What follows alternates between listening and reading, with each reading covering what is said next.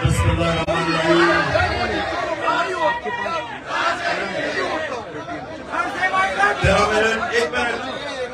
13 minute روزہ کھلنے کو ہے. 13 منٹ. میں نے آپ سے 9 یا 10 منٹ تک بات کروں گا اور انشاءاللہ آخری 3 منٹ اللہ سے دعا کریں گے. آپ سب کو اس چیز کا علم ہونا چاہیے کہ اللہ روزے سے پہلے, کھولنے سے پہلے ہماری دعا کی قبولیت سب سے زیادہ ہوتی ہے, اس کی ہم دعا کریں گے. اچھا آپ سنیں, پہلے تو نجم آپ کی جو آپ نے نعت پڑھی, آپ کا ہم سب شکریہ ادا کرتے ہیں. دوسری چیز, میں نے بات کرنے سے پہلے مجھے ذرا بتاتے جائیں کہ کدھر کدھر سے ہمارے لوگ ہیں.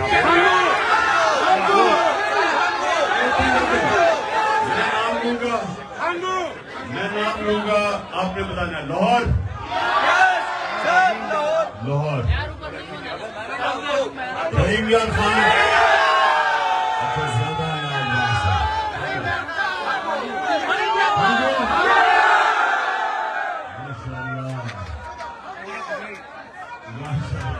اور ایک صحیح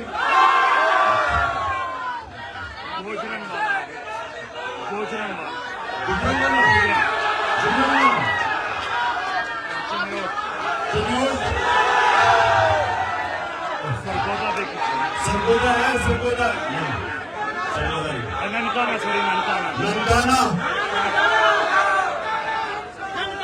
ننکانہ سے تو بڑے کمزور لوگ پہنچے ہیں. ہاں, لا اسٹوڈنٹس ہمارے آج ویلکم کرتا ہوں, سارے لا اسٹوڈنٹس. اچھا جی اب سنا 9 منٹ. لندن سے بھی آئے آئی, لندن, کشمیر, لاس اینجلس اور ساجد ویلکم. اچھا جی سنیں آپ پلیز, خاموشی. آپ دیکھیں آپ, یہ میں جو کوئی اسلام کا اسکالر نہیں ہوں, لیکن میں اپنے زندگی کے تجربے سے جو میں سمجھاؤں اپنے دین کو, میں آپ کے سامنے اس کی چھوٹی سی چیز رکھتا ہوں. دیکھیں لا الہ الا اللہ, جب آپ یہ آزادی کا دعویٰ کرتے ہیں کہ اللہ تیرے سوا کسی کے سامنے نہیں جھکتے. ایک شعر ہے کہ ایک سجدہ جس کو تو گراں سمجھتا ہے دیتا ہے ہزاروں سجدوں سے نجات. کہ ایک سجدہ جس کو انسان مشکل سمجھتا ہے وہ ہزاروں لوگوں کے سامنے سجدے کرنے سے انسان کو آزاد کر دیتا ہے. تو جو اندرونی آزادی ہے وہ لا الہ الا اللہ دیتا ہے. جو معاشرے کی آزادی ہے وہ انصاف دیتا ہے.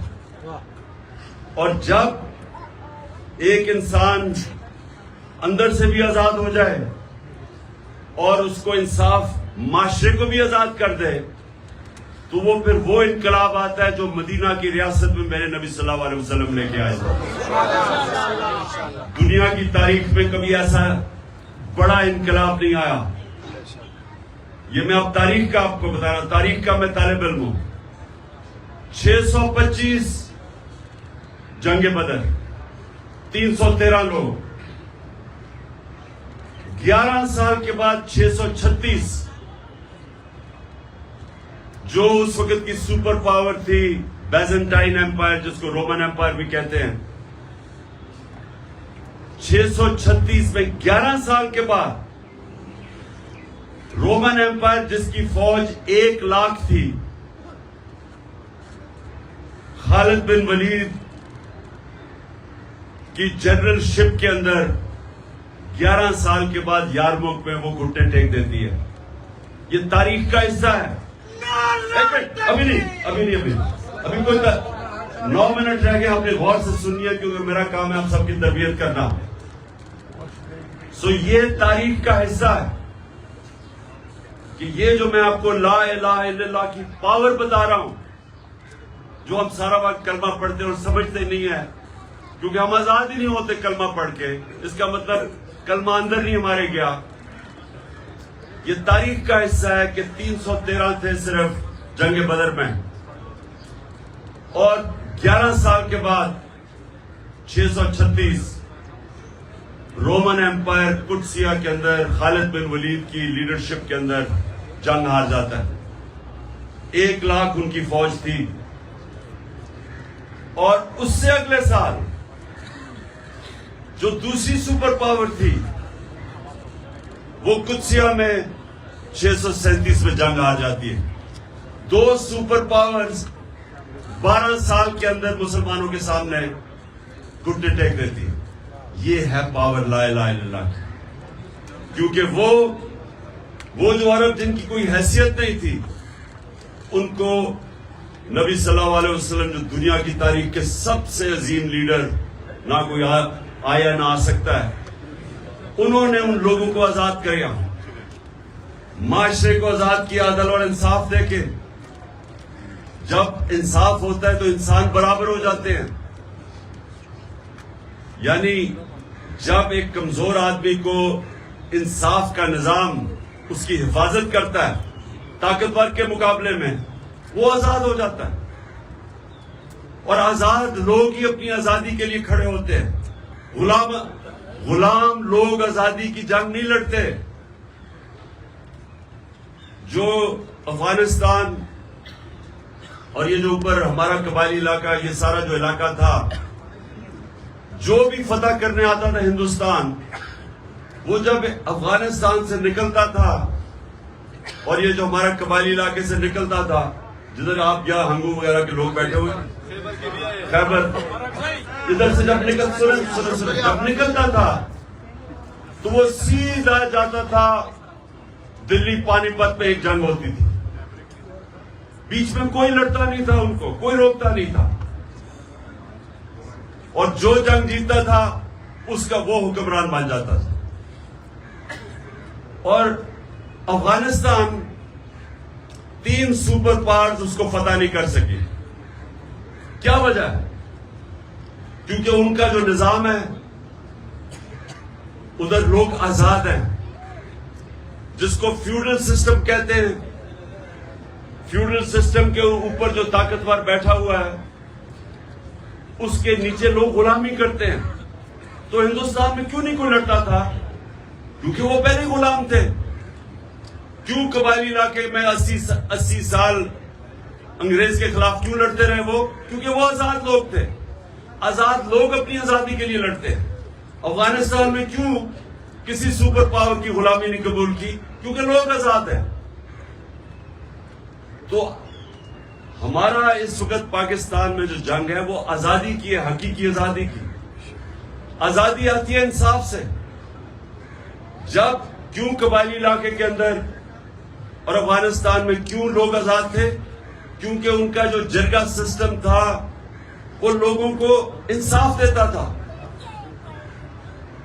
جو ایک جرگہ جس کو لا میں جو جوری سسٹم تھا, جوری سسٹم کے اندر جوری سسٹم یہ ہوتا تھا کہ طاقتور کمزور کو سامنے بٹھاتے تھے اور انصاف ہو جاتا تھا.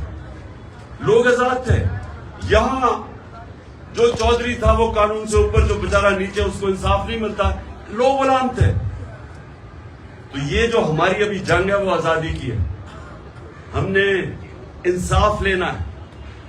یہ جو حقیقی آزادی ہے یہ آزادی کی جنگ ہے, اور اس کے لیے ساری قوم کو تیار ہونا چاہیے. کیونکہ آپ کے سامنے چوروں کے ٹولوں کو اوپر بٹھا دیا ہے سہولت کاروں نے, اور وہ ہم سب کو سمجھتے ہیں کہ اب ہم ان کی غلامی کریں گے. اور جو بھی, اور پھر یہ میرے گھر پہ حملہ, پولیس, FIR, ابھی علی بین کو انہوں نے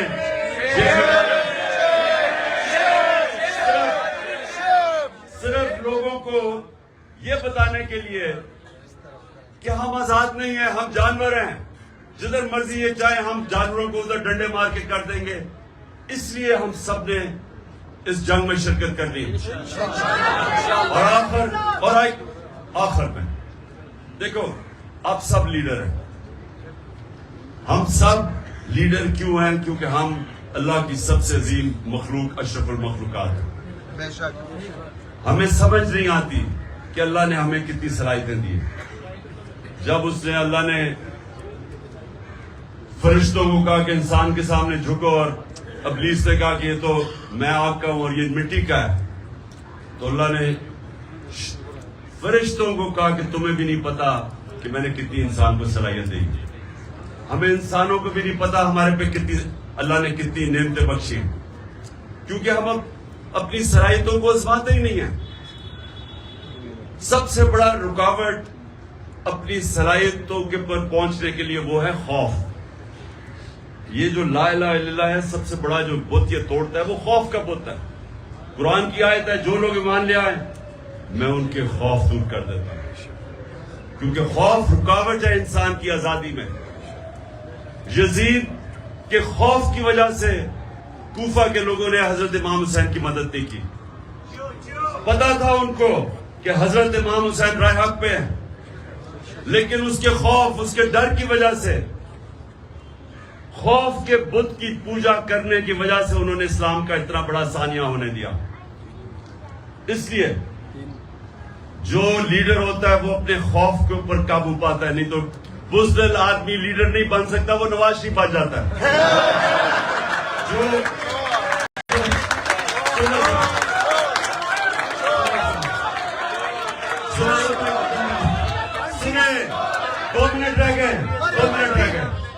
دو منٹ رہ گئے، یہ سنیں میری بات. جو لا الہ الا اللہ نا، سب سے امپورٹنٹ چیز وہ انسان کو غیرت دیتا ہے.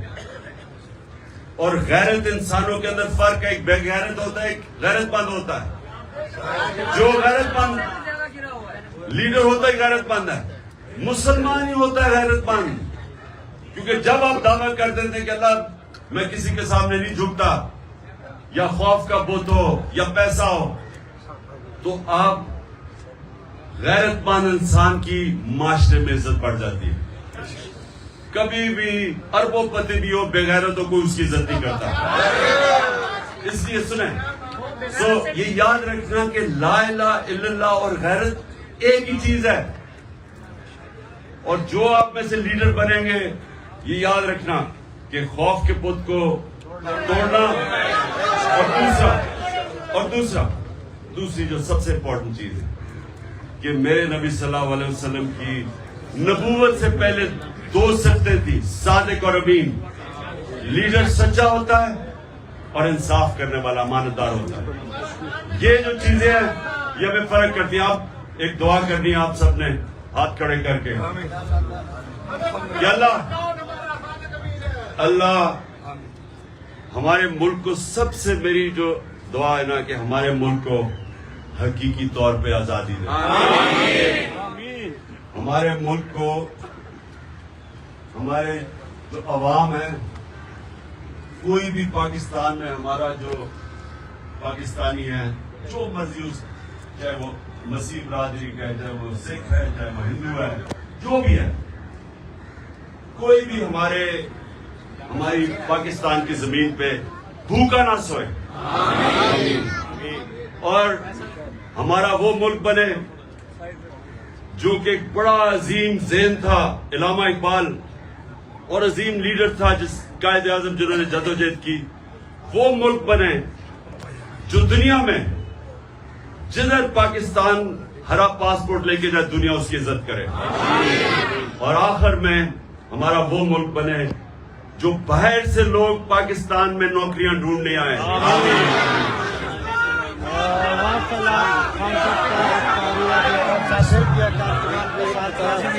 تھوڑا سا کیمرہ کے ہاتھ سمجھ آپ تعریف کر رہے ہیں.